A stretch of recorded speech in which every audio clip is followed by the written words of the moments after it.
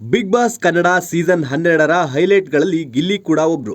Social ಮೀಡಿಯಾದಲ್ಲಿ ಗಿಲ್ಲಿಗೆ ದೊಡ್ಡ ಅಭಿಮಾನಿ ಬಳಗವಿದ್ದು ಕ್ರೇಜ್ ಕೂಡ ಜಾಸ್ತಿ ಇದೆ. ಇಂತಹ ಗಿಲ್ಲಿ ಮೇಲೆ ತಮ್ಮ ಸಹಸ್ಪರ್ಧಿಯೊಬ್ಬರು ಗಂಭೀರ ಆರೋಪಗಳನ್ನು ಮಾಡಿದ್ದಾರೆ. ಆರೋಪ ಮಾಡಿದವರು ಯಾರು, ಏಕೆ ಮಾಡಿದ್ದಾರೆ ಅನ್ನೋದನ್ನು ಹೇಳ್ತೀವಿ.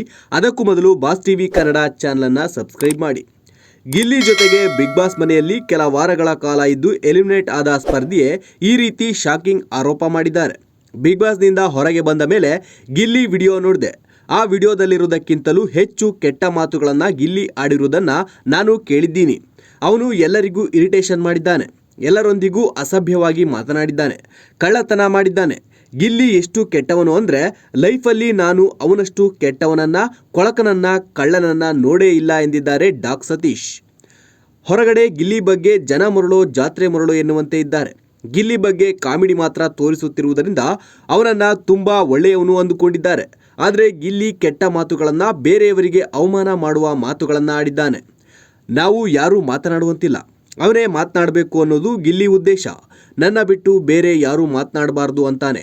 ಬಿಗ್ ಬಾಸ್ ಮನೆಯಲ್ಲಿ ಹೆಚ್ಚಾಗಿ ಮಾತನಾಡಿದರೆ ನಾನು ಹೈಲೈಟ್ ಆಗ್ತೀನಿ ಅನ್ನೋದು ಗೊತ್ತಿದೆ.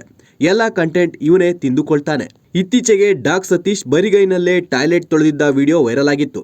ಈ ಬಗ್ಗೆ ಸ್ಪಷ್ಟನೆ ನೀಡಿರುವ ಸತೀಶ್, ಬರಿಗೈನಲ್ಲಿ ಟಾಯ್ಲೆಟ್ ತೊಳೆದ್ರೆ ಅವಮಾನನಾ ಎಂದು ಕೇಳಿದ್ದಾರೆ. ಟಾಯ್ಲೆಟ್ ತೊಳೆದಿದ್ದರಿಂದ ನನ್ನ ಘನತೆ ಏನು ಕಡಿಮೆ ಆಗಿಲ್ಲ, ನನ್ನ ಪೇಮೆಂಟ್ ಡಬಲ್ ಆಗಿದೆ ಎಂದಿದ್ದಾರೆ doc Satish. Bureau report, boss TV Kannada. Latest ಹಾಗೂ ಇಂಟ್ರೆಸ್ಟಿಂಗ್ ಸುದ್ದಿಗಳಿಗಾಗಿ ಬಾಸ್ ಟಿವಿ ಕನ್ನಡ ಚಾನೆಲ್ನ ಸಬ್ಸ್ಕ್ರೈಬ್ ಮಾಡಿ. ಹಾಗೆಯೇ ಬೆಲ್ ಐಕಾನ್ ಪ್ರೆಸ್ ಮಾಡಿ.